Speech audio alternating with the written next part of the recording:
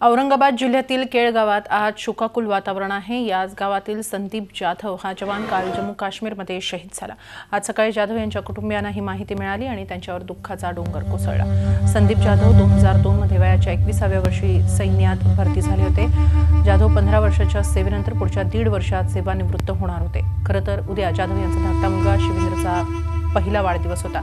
त्याच्या वाढदिवसाची घरी तयारी सुरू होती, पण जाधवांच्या निधनाच्या बातमीनं संपूर्ण कुटुंबावर दुःखाचा संध्याकाळी शहीद जाधवांचं पार्थिव गावात येणार आहे। त्यानंतर संपूर्ण लष्करी इतमामात त्यांच्यावर अंत्यसंस्कार करण्यात येतील। शत्रूशी 2 हात करताना वीरमरण आलेले संदीप जाधव हे 3रे जवान आहेत। यापूर्वी 2003 मध्ये माधवराव गवांडे, 2010 मध्ये काळूबा बनकर यांनाही वीरमरण आले।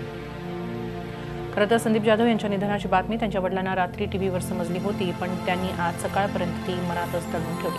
त्यांच्या धैर्याची कहाणी आम्ही त्यांच्याकडून जाणून घेतली।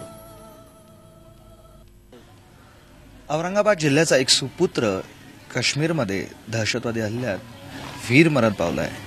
खरं तर तो सुपुत्र सिल्लोड तालुक्यातील केळगावचा आहे आणि या घटनेनंतर या गावामध्ये एकच शोककळा पसरली आहे। संदीप जाधव यांच्या वडिलांना ही घटना कालच कळली होती, मात्र तरी सुद्धा घरचे खूप जास्त भावनाविवश होतील म्हणून त्यांनी ही घटना आज दुपारपर्यंत कोणाला नाही सांगता फक्त स्वतःच्या मनात ठेवली। खूप कठीण असं हे काम होतं। ही घटना काल तुम्हाला कळली, कुणी सांगितली, कशी कळली सांगाल मला? ही 9:30च्या बातम्या लागल्या ना, तर मी 7च्या बातम्या ऐकल्या नव्हत्या। मला बातम्याचे शौक आहे, म्हणजे बातम्याच ऐकतो मी दररोज। 7च्या बातम्या ऐकल्या म्हणून 9:30च्या बातम्या ऐकाकरता मी तिथे बसलो होतो। तर मी ते टीव्हीचं बटन दाबलं सुरुवातीलाच, तर त्याची मुलगी होती माझ्या मांडीवर।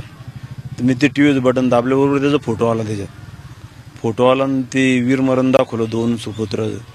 आणि ते मुलीने तो फोटो पाहिला आणि पप्पा पप्पा करायला लागली। तर मी तो बटन बंद करून तेवढ्यात त्याची पत्नीसुद्धा तिथे उभी होती, मागं गेली ती। ही मग कोणीच नव्हती, ती लहान मुलगी मी होतो। मग ते बटन ताबडतोब बंद करून टाकलं मी, ते तिला घेऊन बाजूला झालो।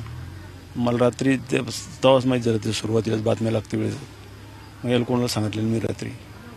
अतिशय मनाचा थरकाप उडवणारी ही घटना आहे की आपल्या मुलाच्या मृत्यूची बातमी कळते, मात्र कोणालाही बोलता येत नाही, सांगता येत नाही। फक्त स्वतःच्या मनामध्ये संपूर्ण रात्र ती बातमी ठेवायची, सगळ्यांची काळजी घेत दुसऱ्या दिवशी सकाळी ही घटना मनावर दगड ठेवून सगळ्यांना सांगायची। म्हणजे तो वीरपुत्र होता, मात्र हे सुद्धा त्या वीरपुत्राचे वीर वडील आहे असं आपल्याला नक्कीच म्हणता येईल। त्यांचा भाऊ सुद्धा आहे आपल्यासोबत। दादा, तुमचा लहान भाऊ लहानपणी अंगा खांद्यावर खेळले, एकत्र वाढले, एकत्र मोठे झाले, आज देशासाठी कामी आला, काय तुमच्या भावना आहे?